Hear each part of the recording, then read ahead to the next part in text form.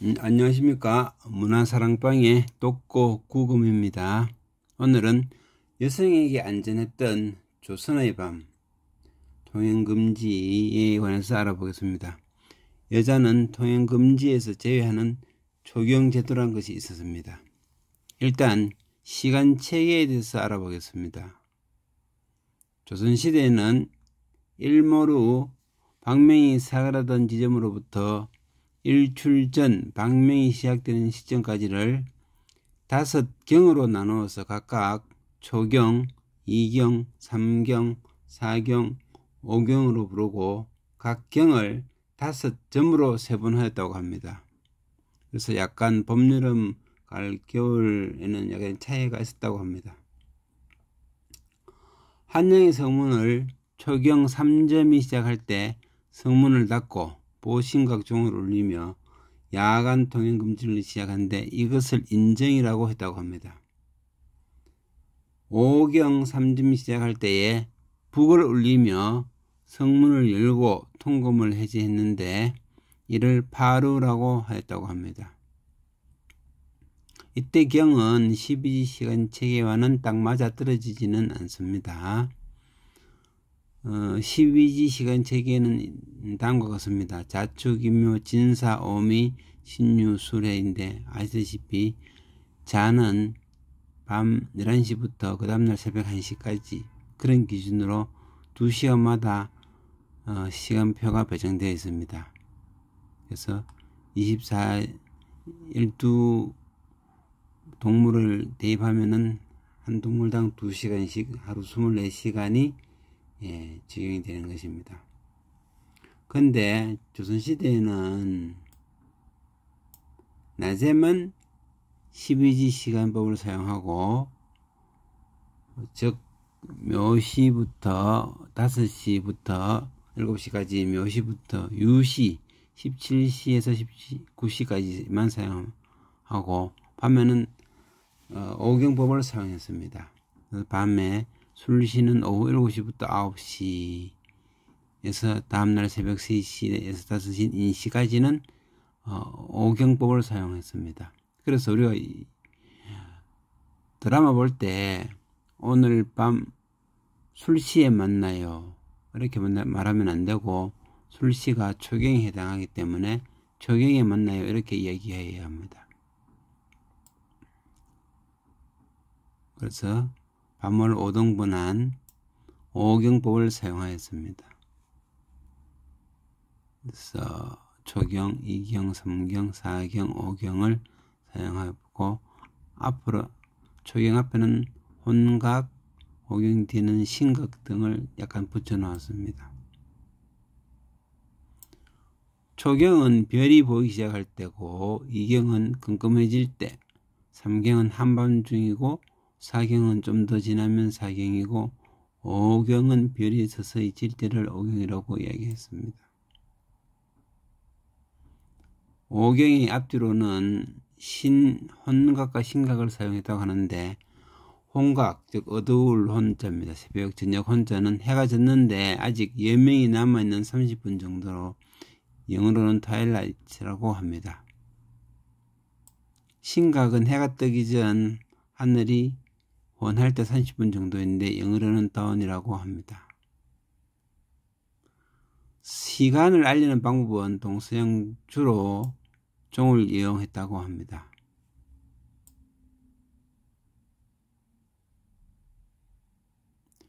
고려 후기 이조년이라는 분이 쓴 시 이화의 월벽하고 은하니 상경인제 일지춘심을 자규야 아뢰마는 다정도 병인양하여 잠 못 들어 하노라 라는 시에 이화의 월벽 즉 밤이란 말이죠. 달빛이 희게 비치고 은하수죠. 은하수가 삼원경 이제 한밤중에 보인다 이런 말입니다. 그래서 9시부터 11시까지는 2경이고 11시부터 새벽 1시까지는 3경입니다. 그 자시라고 해당은 하지만은 우리가 쓸 때는 3경으로 써야 합니다.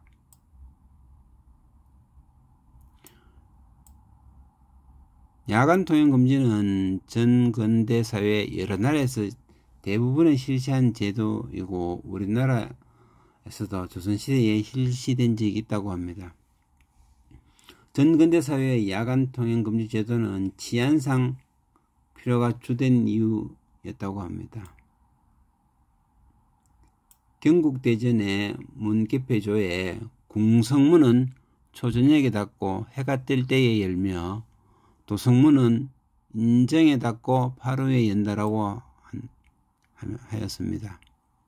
그리고 행순조라는 글에는 이경 후부터 오경 이전까지는 대소 인원은 출행하지 못한다라고 규정하고 있습니다. 이것은 이 시간에 높은 관료 이하 민간인에 이르기까지 모든 이의 통행을 금지했다고 합니다.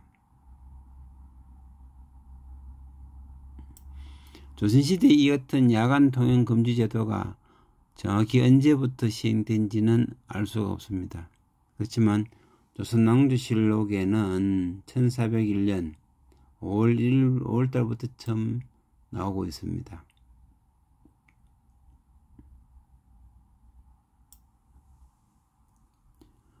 이 초경 3점 이후 오경 3점 이전은 오늘날 시간으로는 대개 오후 8시에서 오전 4시 반경 정도입니다. 그런데 차츰 생활이 많아지고 활동 범위가 확대됨으로써 저통금 시간이 많이 늦춰지고 많이 땡겼다고 합니다. 많이 줄었다는 이야기죠.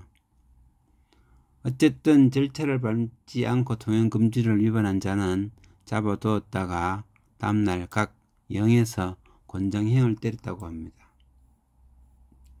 무조건 권장형을 똑같이 때리는 건 아니고 시간에 따라서 초경 위반자는 권장 10대, 이경 위반자는 20대 정도, 상경 위반자는 30대, 사경 위반자는 20대, 오경 위반자는 10대를 부과했다고 합니다.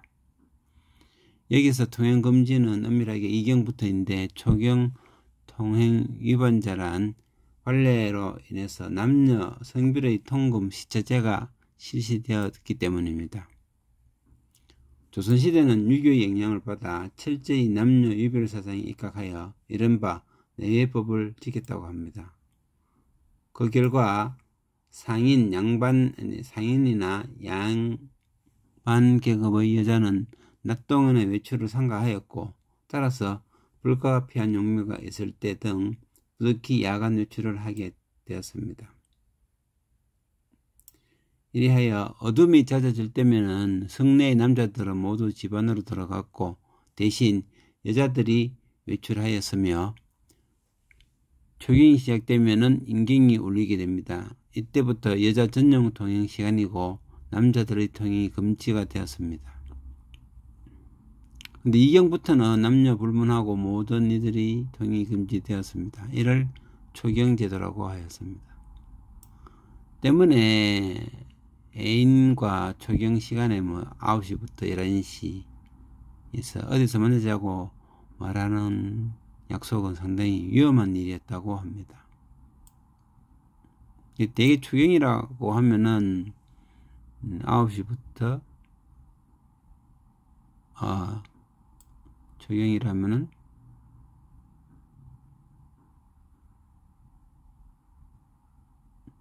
아까 얘기했지만 7시부터 9시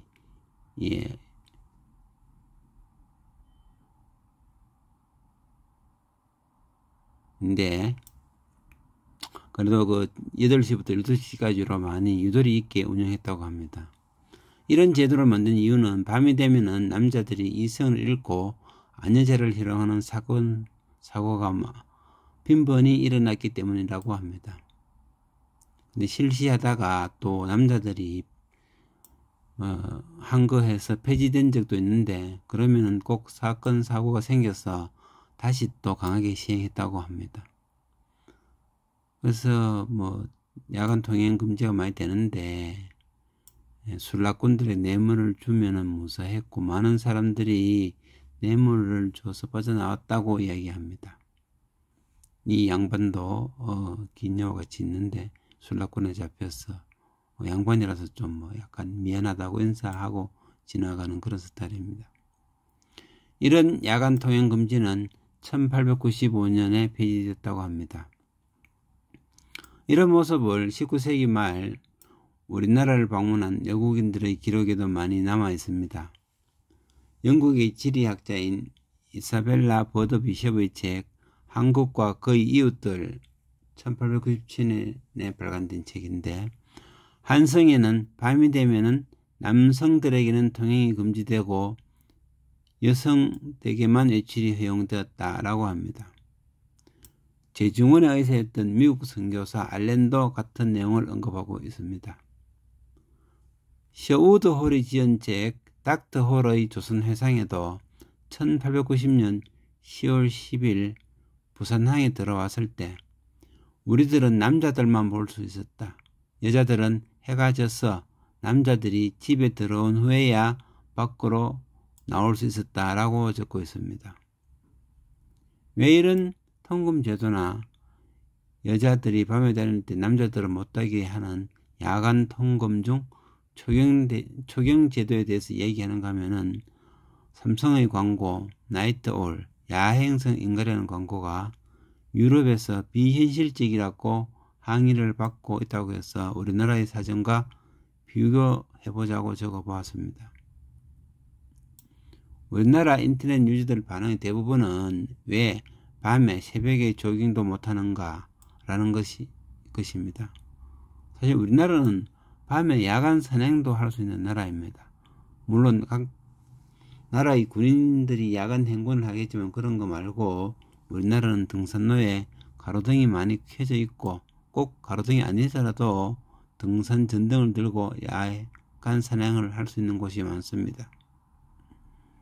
근데 외국은 특히 유럽은 지형상 야간 조깅, 야간 산행하기가 어려운 곳입니다. 너무 평야가 많아서